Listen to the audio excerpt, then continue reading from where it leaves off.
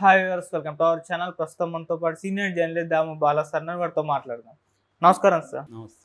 Sir, Hydraa పైన ఇప్పుడు ఒక ఇంట్రెస్టింగ్ విషయం బయటకు వచ్చింది సార్. అది హైడ్రా మీద ఒక సినిమా తీయబోతున్నారు. అది కూడా సెన్సేషనల్ డైరెక్టర్ ఆర్జీవి గారు నాగార్జున గారిని పెట్టి తీయబోతున్నారు అని అంటున్నారు సార్. దీన్ని నాగార్జున గారు ప్రొడ్యూస్ చేయబోతున్నారు కూడా వార్తలు అయితే వినిపిస్తున్నాయి. సో హైడ్రా అనేది మన నాగార్జున గారి ఎన్కన్వెన్షన్ కూల్చివేసిన నేపథ్యంలో ఈ సినిమా రావడం అనేది మీరు ఏ విధంగా చూస్తారు? నిజంగా వస్తుందంటారా? మరి ఆర్జీవి గారు తీసే అవకాశం ఉందంటారా? మీరు ఏం చెప్తారు సార్ దీనికి? నాకు తెలిసిన సమాచారం మేరకు హైడ్రా బ్రాకెట్లో మా హైడ్రామా అని పెట్టి, హైడ్రా పెట్టి బ్రాకెట్లో మా పెట్టి హైడ్రామా అని వచ్చే విధంగా రామ్ గోపాల్ వర్మ బ్యానర్ పేరుతో టైటిల్ రిజిస్ట్రేషన్కి నిన్న అప్లై చేశారని చెప్తున్నారు. ఇది ఎంత నిజం కన్ఫర్మ్ అనేది తెలీదు. సో నాకు వచ్చిన ఒక వార్త. సో హైడ్రా పేరు టైటిల్ పెట్టారు. సో దీనికి నాగార్జున ప్రొడ్యూస్ చేస్తున్నాడు. అవసరమైతే నాగార్జున యాక్ట్ కూడా చేసే అవకాశం ఉంది అని చెప్తున్నారు. సో ఇది ఆశ్చర్యమే లేదు. రామ్ గోపాల్ వర్మ ఇలాంటి అనేక సినిమాలు తీశాడు. ఆయన ఇంత సెన్సేషనల్ కేసుని సినిమా తీయడానికి గ్యారంటీ లేదు. ఎందుకంటే దీంట్లో అన్ని రకాల మసాలాలు దీంట్లో ఉన్నాయి. పైగా నాగార్జున జీవితంలో ఆయన్ని ఇంతవరకు ఏ స్థాయి దెబ్బ ఎవరు కొట్టుండ్రు.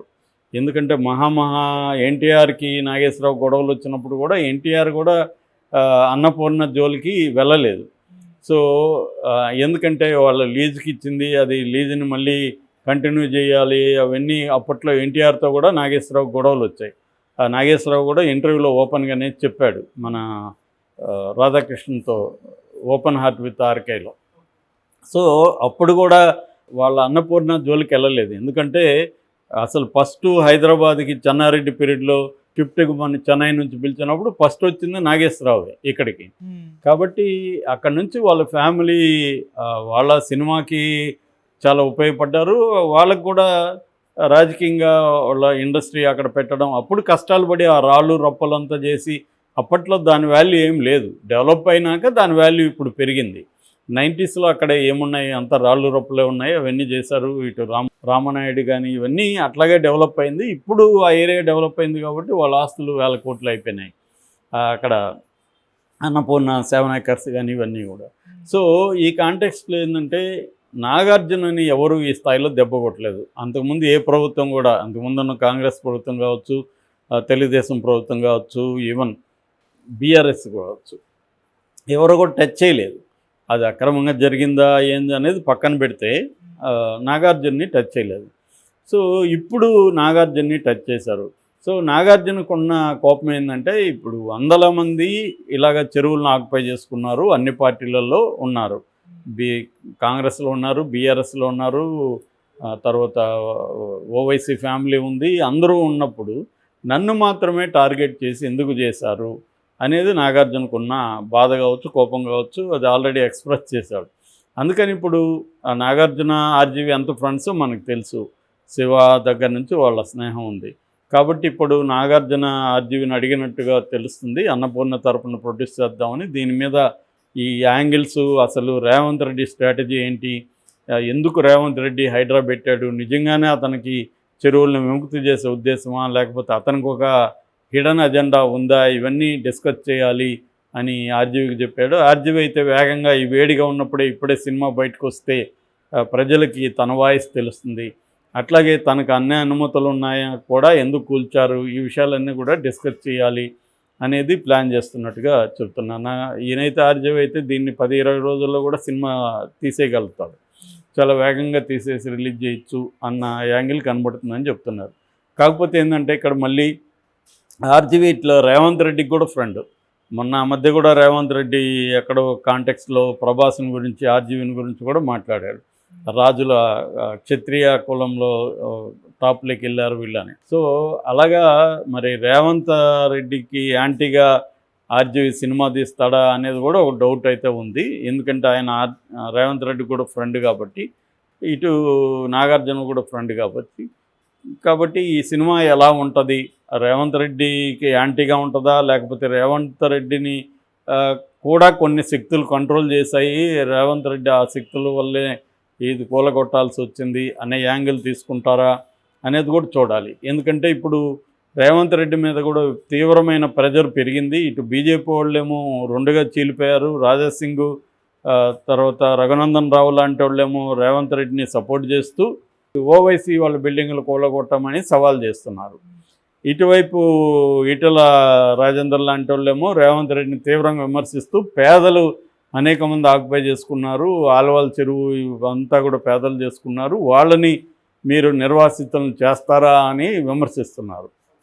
బీఆర్ఎస్ ఏమో కాంగ్రెస్ వాళ్ళు చాలా ఉన్నాయి కదా, దమ్ముంటే వాటిని కూల్చి మళ్ళీ మాధవులకి రండి అని వాళ్ళు అంటున్నారు.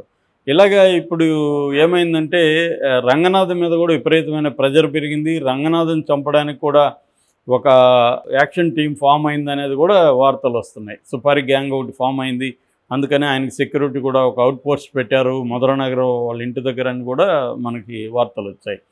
సో ఈ కాంటెక్స్లో ఏంటంటే క్లియర్గా ఆయన రంగనాథ్ చెప్తున్నది ఏమంటే మేము పేదల జోలికి మిడిల్ క్లాస్ జోలికి వెళ్ళము అంటున్నారు. కానీ ఈరోజు కూడా ఒక దాని ఏమంటారు బస్తీలో ఇండ్లు కూలగొట్టే కార్యక్రమం ఈ రోజు కూడా హైడ్రా చేస్తుంది. ఇందాకే న్యూస్ వచ్చింది.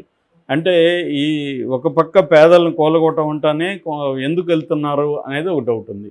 అసలు దీని వెనక హైడ్రా వెనక ఆ ప్లాన్ వెనక రేవంత్ రెడ్డికి ఉన్న వ్యూహం ఏంటి అనేది ఇప్పుడు చర్చకు వచ్చింది. ఎందుకంటే నేను నిన్న కూడా చెప్పాను, రేవంత్ రెడ్డికి ఏదో ప్రజల్ని విముక్తి చేసేద్దాం అనే సత్సంకల్పం ఉంటుందని ఎవరు అనుకోరు. ఆయన ఒక పక్కా పొలిటికల్ లీడరు. సో ఆయనకి రాజకీయ ప్రయోజనాలే ప్రధానంగా ఉంటాయి. దానివల్ల ప్రజలకు మేలు జరుగుతుందా లేదనేది వేరే వ్యవహారం, కానీ రాజకీయ ప్రయోజనాలు ప్రధానంగా ఉంటాయి. ఆ రాజకీయ ప్రయోజనాలు ఏమిటి అనే చర్చ వస్తుంది. దీనికి ప్రధాన కారణం హైదరాబాద్ జీహెచ్ఎంసీ చుట్టుపక్కల కాంగ్రెస్ ఘోరంగా ఓడిపోవడం, ఎంపీ ఎలక్షన్లో కూడా కాంగ్రెస్ అనుకున్న స్థాయిలో ప్రోగ్రెస్ లేకపోవడం, దానివల్ల ఇక్కడ కాంగ్రెస్ ఎందుకు తగిన పెర్ఫార్మెన్స్ ఇవ్వలేదు, బీజేపీ ఎందుకు అనూహ్యంగా 4 సీట్లు ఎంపీ సీట్ల నుంచి 2019లో ఇప్పుడు 2024కి 8కి ఎలా ఎగబాగగలిగింది, అట్లాగే హైదరాబాద్ చుట్టుపక్కల బీఆర్ఎస్ ఎందుకు సక్సెస్ కాగలిగింది అనే దాని మీద అధిష్టాన వర్గం ఒక ఫ్యాక్ట్ ఫైండింగ్ కమిటీ కూడా తెలంగాణ మీద వేసింది. సో ఈ నేపథ్యంలో ఇప్పుడు రేవంత్ రెడ్డి కొన్ని స్ట్రాటజీలని ప్లాన్ చేస్తున్నాడు. ఒకటి, హైదరాబాదులో వరదలు లేకపోతే చిన్న వానబడిన గందరగోళం అయిపోతుంది, ప్రజలు ఇబ్బందులు పడుతున్నారు కాబట్టి హైదరాబాద్ని మనం సేవియర్ లాగా చూపించితే జనాల్లో మనకి ఇది పెరుగుతుంది అనేది రేవంత్ రెడ్డికి ఉన్న అండర్స్టాండింగ్. ఎందుకంటే నెక్స్ట్ 2025లో జీహెచ్ఎంసీ ఎన్నికలు జరుగుతున్నాయి. ఈ ఎన్నికల్లో తాము పట్టు సాధించకపోతే నెక్స్ట్ వచ్చే ఎన్నికలకి ఇబ్బంది అవుతుంది. సో అందువల్ల కాంగ్రెస్ విన్నింగ్ అవకాశాలని డెవలప్ చేయాలంటే హైదరాబాద్లో ఏదో ఒక డ్రాస్టిక్ వ్యవహారం చేస్తున్నట్టుగా ఉండాలి. అందులో ఒకటి ఏం చేశాడు, ఫ్యూచర్ సిటీ అనేది అనౌన్స్ చేశాడు. హైదరాబాద్ని 4వ సిటీ అంటే సికింద్రాబాదు, హైదరాబాదు, సైబరాబాదు ఇప్పుడు ఫ్యూచర్ సిటీ అనేది నేను డెవలప్ చేస్తున్నాను అన్నాడు. విదేశాలకు అమెరికాకి, సౌత్ కొరియాకి వెళ్ళాడు, అక్కడ 31,000 పెట్టుబడులు వస్తున్నాయని చెప్పాడు. ఇది ఒక ఆస్పెక్ట్. అంటే హైదరాబాద్ని ఇప్పటి వరకు బీఆర్ఎస్ బ్రహ్మాండంగా డెవలప్ చేసింది, ముఖ్యంగా కేటీఆర్కి బ్రహ్మాండమైన పేరు వచ్చింది. దాన్ని తుడిచిపెట్టడానికి రేవంత్ రెడ్డి అభివృద్ధిలో నేను కేటీఆర్ని బీఆర్ఎస్ని ముంచిపోతాను అని చెప్పడానికి ఒక రెవల్యూషనరీ స్టెప్ తీసుకున్నానని చెప్పడానికి ఆయన ఒకటి సిద్ధం చేశాడు ప్రణాళిక. కానీ అది సరిపోనప్పుడు ఇంకొక డ్రాస్టిక్ చర్య తీసుకోవాలి. దానికోసమే హైడ్రా అనేది ప్లాన్ చేసి ఈ అక్రమ చెరువుల దీన్ని నేను కాపాడుతాననేది బయలుదేరాడు. దీనివల్ల నిజంగానే రేవంత్ రెడ్డికి మంచి పేరు వచ్చింది. మిడిల్ క్లాస్ వాళ్ళు దీన్ని సపోర్ట్ చేస్తూ రావడం, 100 పిటిషన్లు వస్తున్నాయి. ఇప్పుడు ఏమైందంటే ఒక ప్రాబ్లం రేవంత్ రెడ్డికి స్టార్ట్ అయింది. అదేంటంటే ఓవైసీ వాళ్ళది ప్రధానంగా రంగంలోకి వచ్చింది. అన్ని పార్టీలు కూడా ఓవైసీ గురించి చెప్తున్నారు, ప్రజలు కూడా ఓవైసీ వాళ్ళ మీద చేస్తున్నారు. రేవంత్ రెడ్డి ఓవైసీ వాళ్ళ మీద కూడా వెళ్తున్నాడు. ఆల్రెడీ ఒక ఎమ్మెల్సీ, ఎమ్మెల్యే సంబంధించిన ఓవైసీకి సంబంధించినవి కూడా చేశాడు. అట్లాగే నేను ఫెయిర్ అండ్ ఫ్రీగా ఉన్నానని చెప్పడానికి తన కాంగ్రెస్ పార్టీకి చెందిన దానం నాగేంద్ర కావచ్చు, పల్లం రాజు కావచ్చు, వాళ్ళకు కూడా అతను కూలగొట్టాడు. సో ఈ కాంటెక్స్ట్లో రేవంత్ రెడ్డికి ఇప్పటి వరకు అయితే మంచి పేరు వచ్చింది, కానీ మెల్లమెల్లగా అది ప్రాబ్లం అవుతుంది. ఇప్పుడు ఓవైసీ మీదకి వెళ్తే రేవంత్ రెడ్డికి నష్టమా లాభమా అనేది అందరూ చర్చ. కానీ రేవంత్ రెడ్డి వ్యూహం ఏంటంటే ఓవైసీ వాళ్ళకి కూడా మనం వెళ్ళడం వల్ల ఏమవుతుందంటే బీజేపీకి ఓట్ బ్యాంకు పెరుగుతూ ఉంది. అంటే బీఆర్ఎస్ ఓవైసీ ఒకటే అన్న ఫీలింగు ఉన్న హిందువులందరూ బీజేపీ వైపు ర్యాలీ అవుతున్నారు. దాన్ని మనం బ్రేక్ చేయాలంటే మనం ఓవైసీ మీద అటాక్ చేయగలిగితే మనకి బీజేపీకి వెళ్తున్న హిందువుల ఓట్లు మనకు వస్తాయి. అప్పుడు ఏమవుతుందంటే బీఆర్ఎస్ వర్సెస్ కాంగ్రెస్ అనేది ప్రధానంగా కనబడుతుంది. బీజేపీ తన ఓటు బ్యాంక్ అని చీల్చదు అనేది రేవంత్ రెడ్డికి ఉన్న స్ట్రాటజీ అని చెప్తున్నారు. దీనికి అనుకూలంగానే రాజా సింగ్ అదే మాట్లాడాడు.